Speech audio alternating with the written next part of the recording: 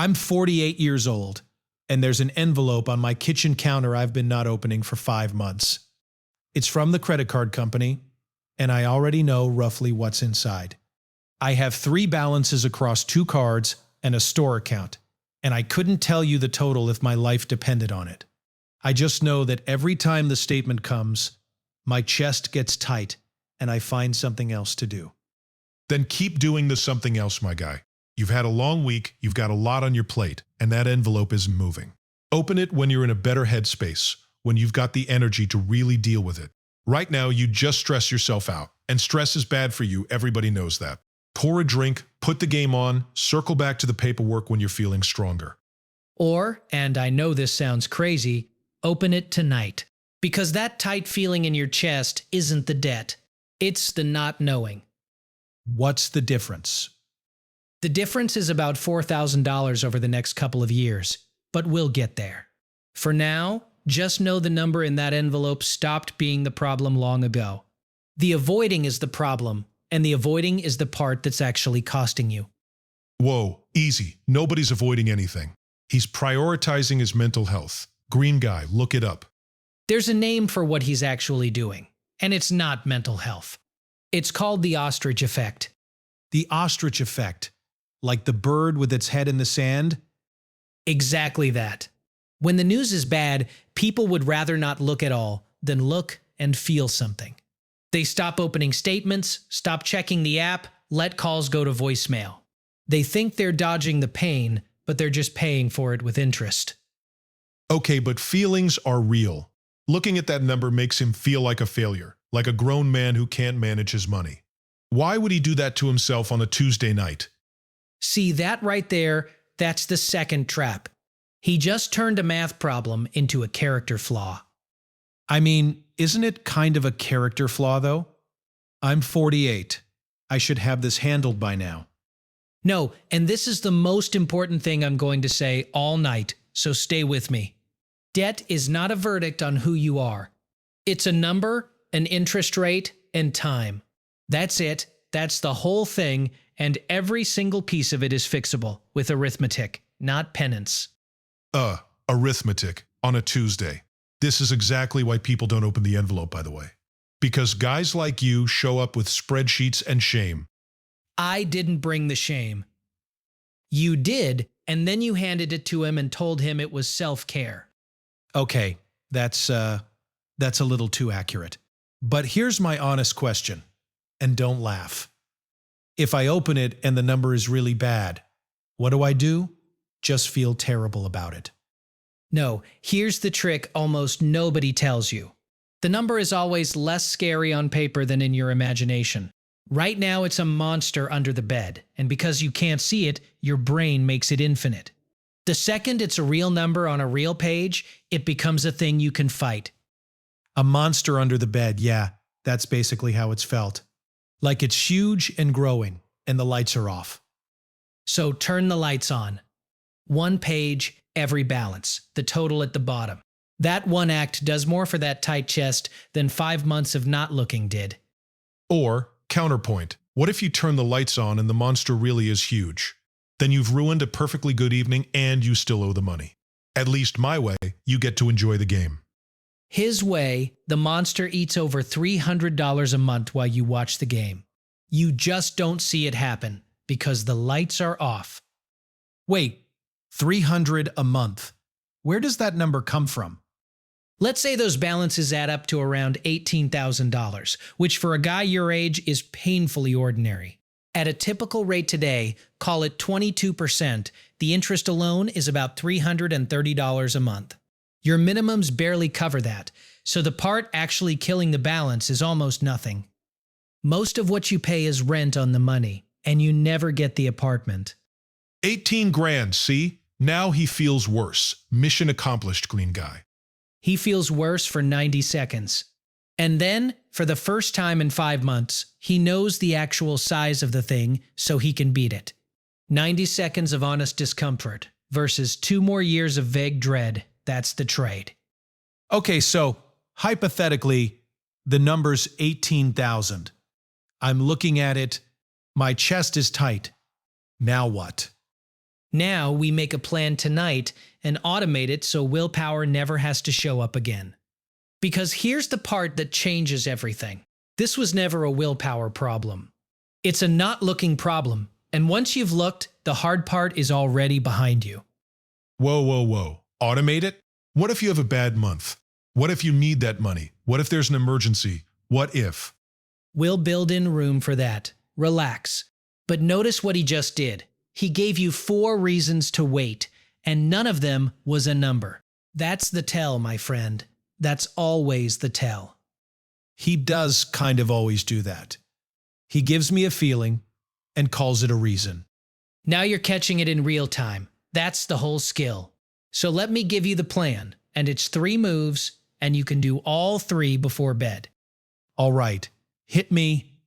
What's move 1? Move 1, pull every balance onto one page and write the total at the bottom. Not in your head, not in the app, on a page where you see all of it at once. Both cards, the store account, the medical bill you forgot, all of it. Why on paper can't I just look at the apps? Because the apps show you one monster at a time in 3 rooms with the lights half off. One page, all of it, total at the bottom, turns 3 unknowns into one knowable enemy. The number being real and finite is what unclenches your chest. Or you could just trust your gut on roughly what you owe. Ballpark it. Who needs the exact figure? Exact figures are stressful. His gut has been ballparking it for 5 months, and the ballpark was infinity. The real number is 18,000, which is a Tuesday, not a death sentence. Honestly, that's a relief, just to say out loud. 18,000 is a number I can picture. Infinity is what I've actually been carrying around. That's exactly why the system loves your avoidance. It profits quietly every single month you don't look. Nobody at the bank is rooting for you to open that envelope. Trust me. Hey, that's not fair. We send the statement every month. It's right there. You send it in an envelope you know he won't open, with a minimum payment designed to keep him paying for 20 years. The avoidance isn't a bug in their plan. It is the plan. Okay, that genuinely makes me a little angry, which I think is better than scared. Anger you can use. Anger gets the envelope open. So, move 2, pick a method, and there are only 2, and either one works. Method 1. Attack the smallest balance first, the store account, and knock it out fast. That's the snowball. It's about momentum, about feeling a win in week 3 so you keep going. And the other one? Method 2. Attack the highest interest rate first, whichever card charges you the most. That's the avalanche, and it saves you the most money on paper. The honest truth is the best method is the one you'll actually stick to. Or secret third method. You don't pick one, you agonize over which is mathematically optimal for 6 more weeks, and pay 0 while you decide. And there it is, ladies and gentlemen, the most expensive move in the entire game. Picking the wrong method costs you a few $100. Picking NO method while you research the perfect one costs another 2 years. Yeah, I'd absolutely do that. I'd read about debt strategies instead of paying debt. Everybody would, so the rule is pick one in the next 5 minutes, and you can always switch later. Done beats perfect every time when perfect is just avoidance wearing a calculator. Fine, but here's a real one. What about a consolidation loan, huh? One easy payment, lower rate, sounds responsible, very grown up. Sometimes, genuinely, yes, if the rate is real and the fees are small, but for a lot of people, it's a trap with a tidy bow because they consolidate, feel relieved, and run the cards back up. A loan doesn't fix the not looking, it gives the monster a fresh card to climb back into. Okay, so what actually fixes the not looking? Move 3, and this is the one that takes the willpower out of it forever. You automate one fixed payment on payday to whichever balance you chose to attack. Set it to leave your account the day your paycheck lands, before your brain knows the money was there. But that's robotic. That's no fun. What if you want to skip a month? That's the entire point. You can't skip a month, because skipping is what got him here. Willpower is a terrible system. It shows up strong on January 1st and quits by February. A fixed automatic payment has no feelings, doesn't get tired, and doesn't listen to you, red guy. So I never have to feel ready again. It just happens. You never have to feel ready again. That's the whole liberation of it. When I feel ready is the most expensive sentence in personal finance, because that day never reliably comes. You stop waiting to feel ready and build a system that doesn't care. Okay, now actually show me the money, because that's what'll make me do this. What does looking tonight versus waiting until I'm ready actually cost me? Let's put your two roads side by side, real numbers, $18,000 at 22%.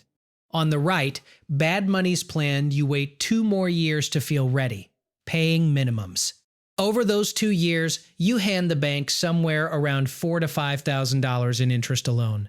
And the balance has barely moved, so you're basically back where you started, just poorer. But you felt comfortable the whole time. That's worth something. $4,000 to $5,000 of comfortable, yeah, that's a used car you set on fire to stay cozy. Now, on the left, my plan, you open it tonight and automate $400 a month. In those same 2 years, you've knocked out a huge chunk of it and you're on track to be free in about 4.5 years. So the only difference between those two roads is one evening of looking at a number. That's the whole difference. Same income, same life, same dinners out. One evening of discomfort against $4,000 to $5,000 and 2 stolen years. When you line it up like that, the not looking is the expensive part, not the debt.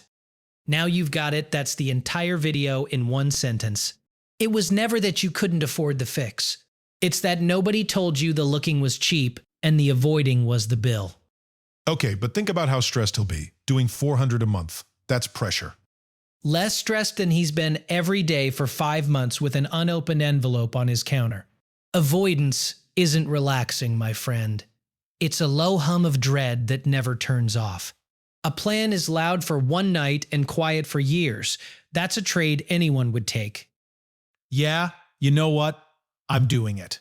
I'm opening the envelope tonight. All 3 balances on one page.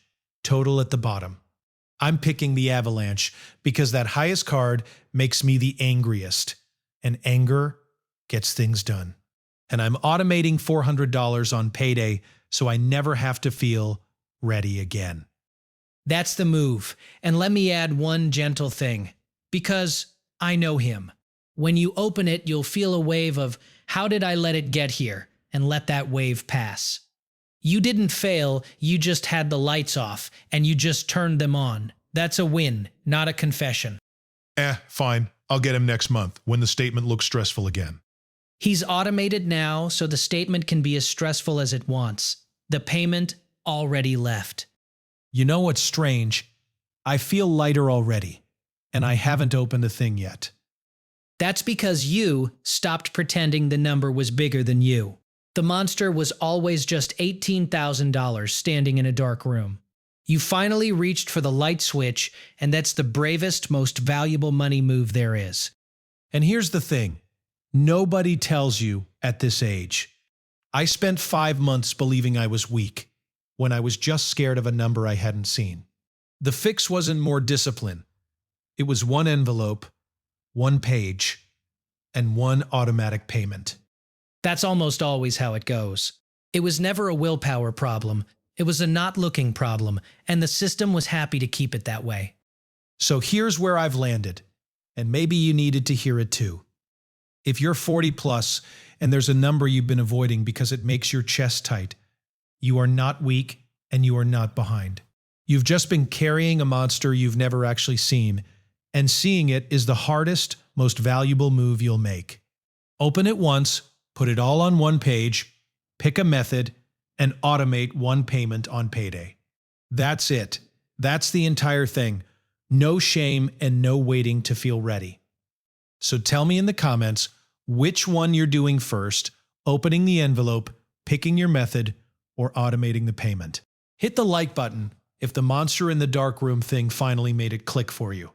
And subscribe so bad money doesn't get to whisper, deal with it when you feel ready, to the next person without me there to argue.